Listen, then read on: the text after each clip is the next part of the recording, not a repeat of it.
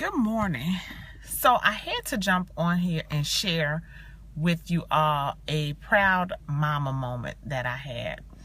So this morning I'm taking my daughter to school, all of my girls, and I'm dropping them off. And there was this shuttle that was dropping kids off at school that was in front of us. And so my daughter says, "Oh, Ma, I've seen those buses before." She said, "Isn't that the kind of bus that drops off children who are in foster care at school?" Now, it was just really a regular daycare bus, if you will. And I don't know if it's called, hey, Millicent, thanks for joining. Hey, Reggie. I don't know if it's called daycare buses or whatever, but the kind where you drop your kids off at the schools before you go to work.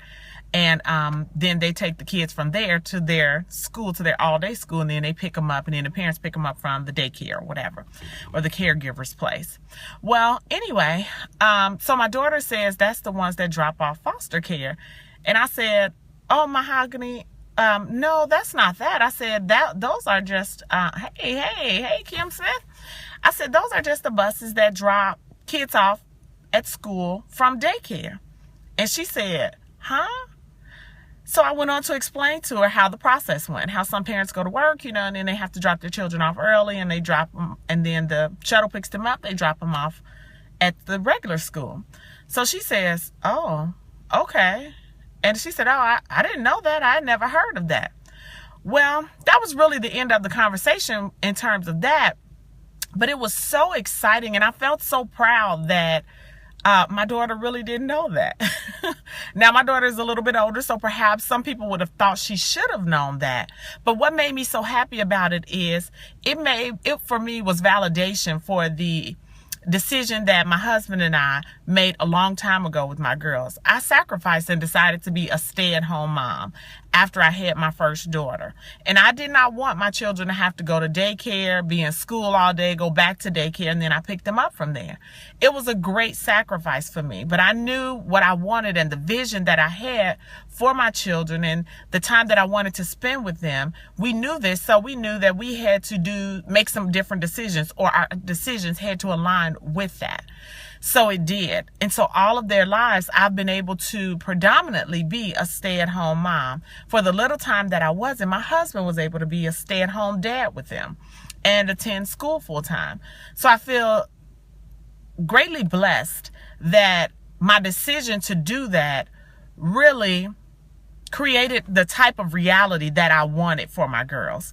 I don't have a problem with her not knowing what that is. That's not her life. That hasn't been her life. She doesn't know anything about that. What she knows is her parents have always been there to take her, to drop her off, by and large, throughout her whole entire life. And that makes me very happy, because that's something that I wanted to create, not only physically, but for me, that was a sense of emotional security for them. And that was a sense of emotional validation for them, to know that my parents are doing what it takes to be there for me. And that is what we wanted for our children. So we did what it took for that. So that made me so happy to, that she just simply, it made me so happy to feel that. That's what I took it as. That's what, it was kind of like a little feather in my hat, if you will. Like, yes, we did this. This is exactly what it is that we wanted for them in terms of creating that sense of security and that sense of being there. And so I'm just so grateful for that moment. So it may have been a little moment to somebody else, but it was a big deal to me. And it always, whenever something good happens, or whenever anything good happens, and so you may know me for posting things that say with the hashtag anything good, I love to share it, because what it does is it kind of very often inspires other people.